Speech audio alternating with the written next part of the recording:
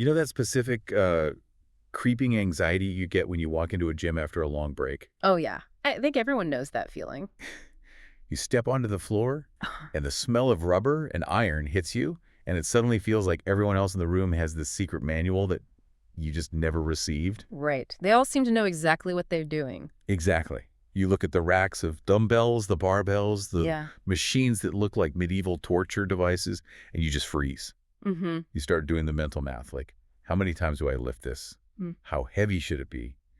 And why is that guy over there sitting on a bench looking at his phone for 5 minutes straight?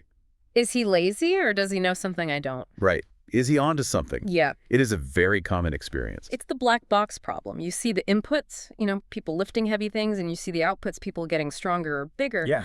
But the mechanism in the middle remains a total mystery. So most people treat the gym like a buffet. A buffet. Yeah, and a little bit of this, a little bit of that, and you just hope it tastes good together. That is exactly it. It's the throw spaghetti at the wall method of fitness. Hmm. But today, we are stopping the guessing game. Absolutely. We are going to open up that black box. Huh. We have a fascinating source today for this deep dive.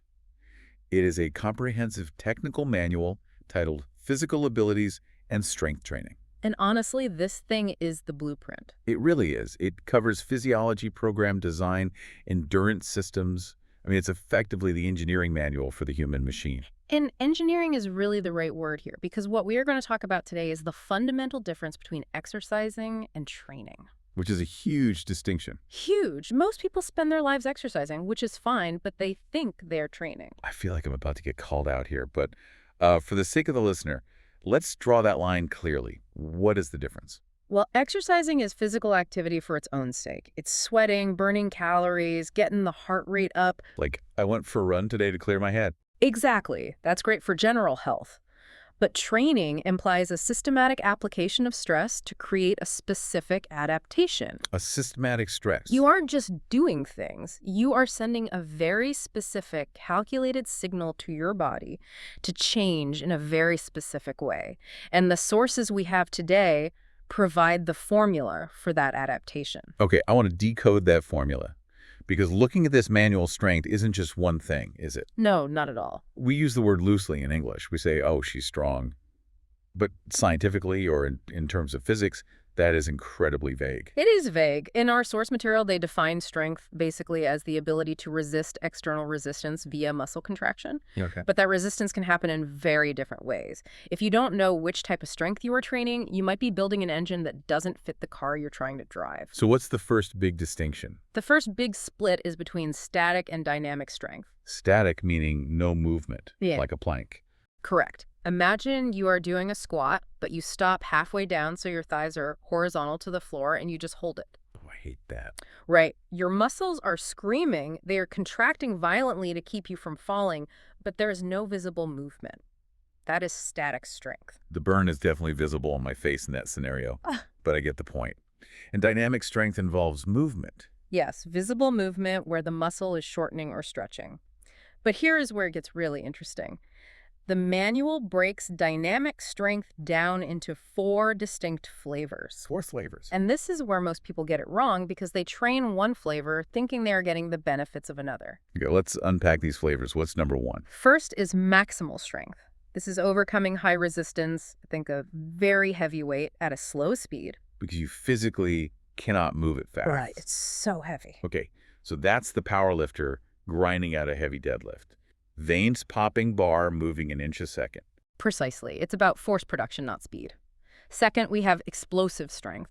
This is overcoming low resistance or just your own body weight with maximum acceleration. So a sprinter taking off from the blocks. Or a thrower launching a javelin. Heavy and slow versus light and fast. That seems intuitive. Right. But then we get to the third one, which I find fascinating because it's often neglected. Reactive strength. This was the one in the notes that caught my eye. It mentioned something about a time limit, like a very specific window of time. Yes. It involves the stretch shortening cycle, or SSC. Essentially, it's your body's ability to act like a spring. Okay. It's the ability to perform muscle performance up to 200 milliseconds from the start of the movement. 200 milliseconds. That is a blink of an eye. It is. It's that bounciness. If you jump off a box and immediately rebound into a high jump, that's reactive strength, you are using the elastic energy stored in your tendons. Wow. But here is the key. If you take too long on the ground, if you sink into the squat and absorb the impact, you lose that elastic energy. You've moved out of reactive strength and back into explosive strength. That is a huge aha moment. So if I'm trying to be explosive and springy, say for basketball or soccer, Right. but I'm training by doing heavy flow squats, I'm literally training the wrong system. You are building the wrong engine. You're building a tractor when you need a Ferrari. If that makes so much sense.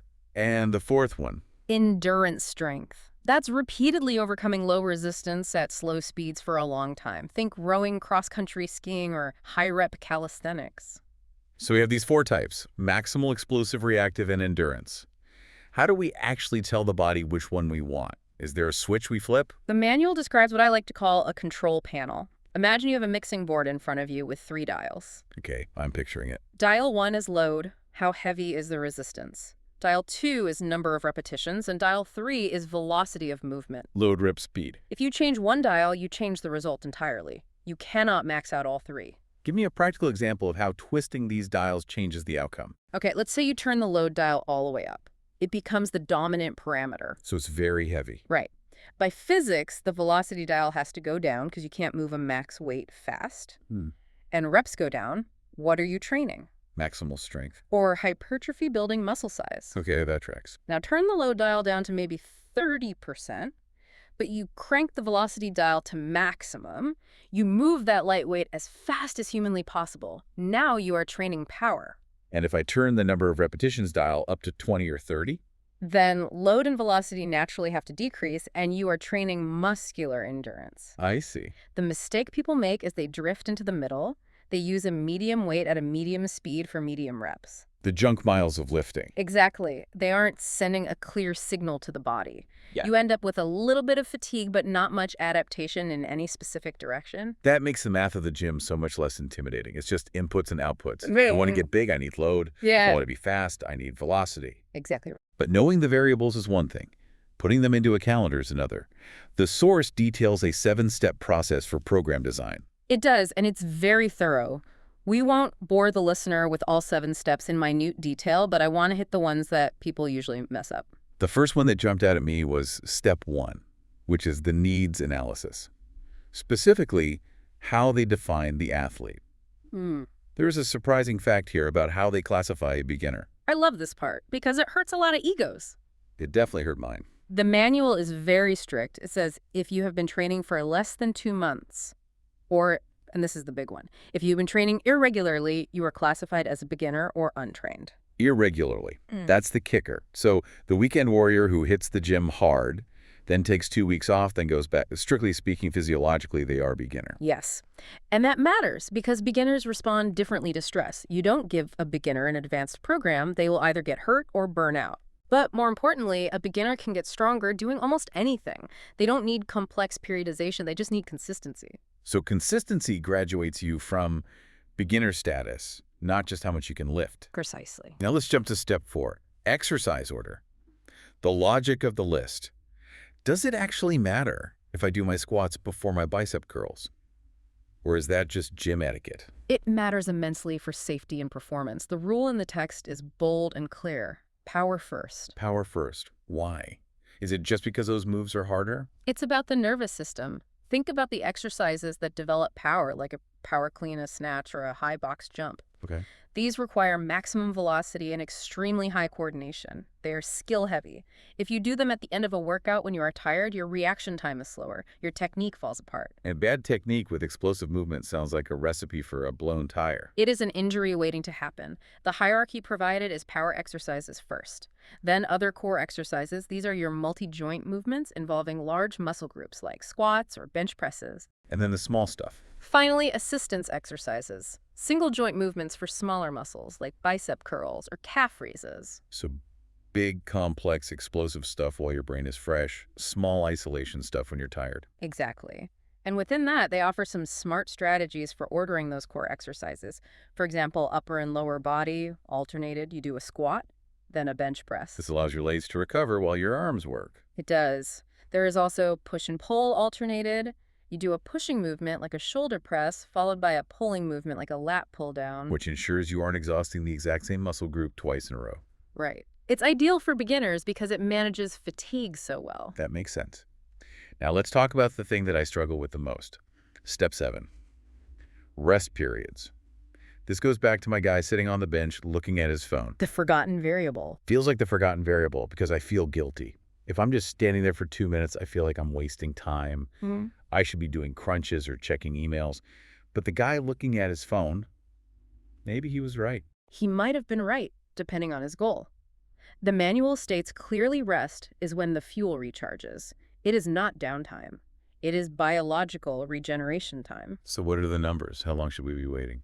If you are training for strength and power, that heavy load or high velocity we talked about, you need 2 to 5 minutes of rest between sets. 2 to 5 minutes. That is an eternity in gym time. It feels long, but physiologically, your body needs that time to replenish the phosphagen system, the ATP-CP system. That's the fuel for explosive movement. So it literally takes time to refill the tank. It does. If you cut it short, say to 30 seconds, you are no longer training power. You've accidentally switched those dials on the control panel to endurance or hypertrophy. Wow. So by being impatient, I'm literally changing the goal of the workout. I'm sabotaging my own strength gains because I'm bored. You are turning a power workout into a cardio workout. That is wild. Now, if your goal is hypertrophy muscle size, the rest is shorter, 30 seconds to 1.5 minutes. The incomplete recovery actually helps signal muscle growth. And for endurance. For muscular endurance, it's very short, less than 30 seconds. Okay, that clears up so much. Now, we talked about the load dial, but how do we determine what the load actually is? The manual talks a lot about this 1RM. 1RM stands for 1 repetition maximum. It is the absolute most weight you can lift for a single repetition with proper form. It is the gold standard for calibrating intensity. So everything is a percentage of that max number. Correct. There is an inverse relationship that is crucial to understand. The heavier the load, the fewer reps you can do. The manual actually provides a table for this. How does the math break down? 100% load equals 1 rep. Drop to 85% load, and you can do about 6 reps. Drop to 67%, and you can do 12. This is great because it takes the guessing out. If my program says do 6 reps, I shouldn't just grab a weight that feels kind of heavy. I should be grabbing 85% of my max. Theoretically, yes. But here's the danger. You listening right now might be thinking, great, I'll go to the gym and find my 1RM today. I mean, naturally. Yeah. I want to know my number. The manual gives a stern warning here. No, not immediately. Yeah. 1RM testing puts massive stress on the joint's connective tissue and nervous system. It is reserved for intermediate or advanced athletes who have the technique to handle maximal loads safely. So if I'm that beginner we talked about earlier, less than 2 months of consistent training, I shouldn't go try to max out my squat today. Please don't. You'll likely hurt yourself. For beginners or anyone returning from injury, the source recommends a multiple RM test. How does that work? Find a weight you can do for 10 reps comfortably, but with effort. Then there are formulas to estimate your 1RM from that safe 10-rep set. Much safer. Okay, so let's say I've been training for a while, I'm doing my sets. How do I know when to add weight? Do I just wait until it feels easy? Feels easy is subjective. Maybe you just had a good coffee that morning. Sure. The manual gives us a hard rule to remove the subjectivity, the 2 for 2 rule. I love a good rule of thumb. How does it work? It says if you can perform 2 or more repetitions over your assigned goal in the last set for 2 consecutive workouts, then you add weight. Okay, let me visualize that. My goal is 10 reps. I do my workout on Monday, and on the last set, I manage to squeeze out 12. Good. But you don't add weight yet. That could have been a fluke. You Right. come back on Thursday, you do the same workout. If on that last set on Thursday you can hit 12 reps again, now you have earned the right to add weight next time. I like that. It prevents that thing where you have one good day, add weight too fast, and then get crushed the next session. It forces you to prove consistency. Exactly. It confirms adaptation has occurred. So that covers the heavy lifting side of things. But this manual is comprehensive. It also dives deep into the engine itself, endurance. And there was a concept here that completely blew my mind, the central governor. This is where we move from mechanics into neuroscience, and it changes everything about how we view fatigue. So the old way of thinking about getting tired fatigue was basically mechanical failure. Like a car running out of gas. Right. The traditional cardiovascular anaerobic model says your heart pumps blood, your lungs get oxygen, and eventually the demand exceeds the supply. And then you stop. Your muscles run out of oxygen, lactic acid builds up, and the muscle physically fails.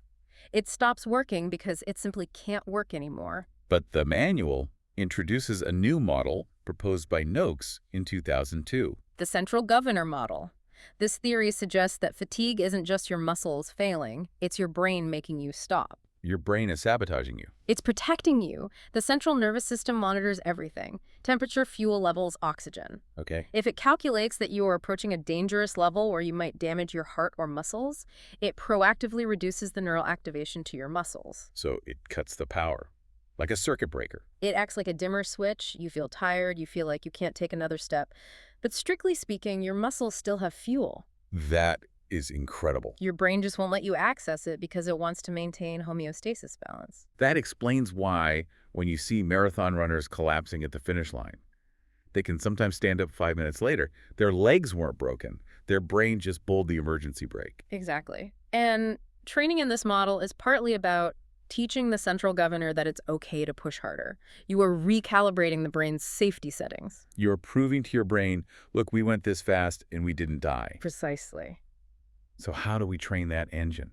The text outlines 4 specific training zones. I feel like Zone 2 is a buzzword everyone is using right now, but let's see what the manual actually says. It's crucial to understand these so you aren't training in the middle ground. Let's run through them. Zone 1. Zone 1 is the aerobic foundation. Yeah. This is long, slow distance. It's below the anaerobic threshold. It feels easy. You could hold a conversation. Right. The manual says this should actually make up 70 to 75% of your total training volume. That seems like a lot of easy work. Most people think if they aren't dying, they aren't working. That is the biggest mistake in endurance training. Zone 1 builds the plumbing, the capillaries, the mitochondrial efficiency that supports everything else. If you skip this, you have a small engine. Makes sense. And Zone 2. Then you have Zone 2, the threshold. This is comfortably hard. You're right at that line where lactic acid starts to build up faster than you can clear it. And Zone 3. Zone 3 is VO2 max training. This is high intensity. It hurts. You are training your body's ability to consume oxygen and resist high levels of lactic acid. And finally, Zone 4. Speed and power, all-out effort. Sprints lasting 20 to 30 seconds. This relies on the ATP-CP sister, that explosive fuel we talked about earlier. You can't hold this pace for long. It's amazing how structured this is. It really is a science. Speaking of training methods, there was one term in the manual that always makes me laugh, but it's actually a really cool concept. Fartlek. Yes, Swedish for speed play. It sounds like a chaotic mess compared to the strict zones we just talked about. That's the point. It is unstructured. You run through the woods, you sprint up a hill because you feel like you jog slowly to recover. So you just go by feel.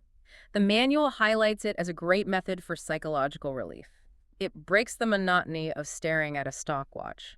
Psychological relief is a valid training variable in my book. But before we wrap up, I want to touch on a serious warning the expert source gave regarding interval training, specifically for kids. This is critical for any parents or coaches listening.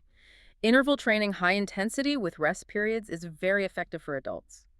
But the manual warns that for children and youth, it must be applied with great care. Why? I feel like kids sprint around naturally all day. They do, but systematic anaerobic training creates a very steep rise in performance very quickly. It looks like a miracle. A kid starts doing intervals and suddenly they're winning races. It sounds great. But the text warns that this is often followed by stagnation, performance decreases, or overtraining. So it's a trap, a short-term gain for long-term pain. A physiological trap. Children's bodies aren't ready for long-duration anaerobic loads. They should focus on general endurance zone 1 stuff and skill development. So keep them aerobic and playing. Yes. Pushing them into hard intervals too early can actually ruin their long-term potential. That is a crucial takeaway. Don't treat a 12-year-old like a miniature Olympic athlete. Exactly. Patience is the ultimate training tool. Okay, let's unpack this entire deep dive. We started with the idea that the gym is a math problem, but now we have the formulas. We do. We know that strength isn't just one thing. It's static, dynamic, explosive, or reactive. Right. And knowing which one you need prevents you from wasting your time. We know that the control panel load reps velocity determines the outcome. You can just lift randomly. And we learned that exercise order matters. Power goes first when your nervous system is fresh. And rest periods aren't laziness. They're specific physiological refueling times. If you skip the rest, you change the workout. And finally, we learned that when we're endurance training, it might not be our legs that are quitting. It's our central governor, our brain acting like a worried parent, pulling the plug in the operation. Which brings me to a thought I'd like you, the listener, to walk away with. Let's hear it. If the central governor theory is true, if fatigue is essentially a safety mechanism triggered by the brain based on sensory information, then how much of our physical limit is actually a solid wall? Oh, wow. We tend to think, I cannot do one more rep or I cannot run one more step. But if that is just a software setting in the brain designed to keep a reserve tank, could we reprogram it? That is a wild thought. If we could convince the brain we were safe, perfectly safe, could we push past what we think is our absolute maximum? And what does that say about the limits we place on ourselves in other areas of life? That is slightly terrifying, but mostly inspiring. The software might be the limit, not the hardware. Precisely. Well, on that note, I'm going to go have a very serious conversation with my central governor about my next workout. Thank you for joining us on this deep dive into the mechanics of your own machine. We'll catch you next time.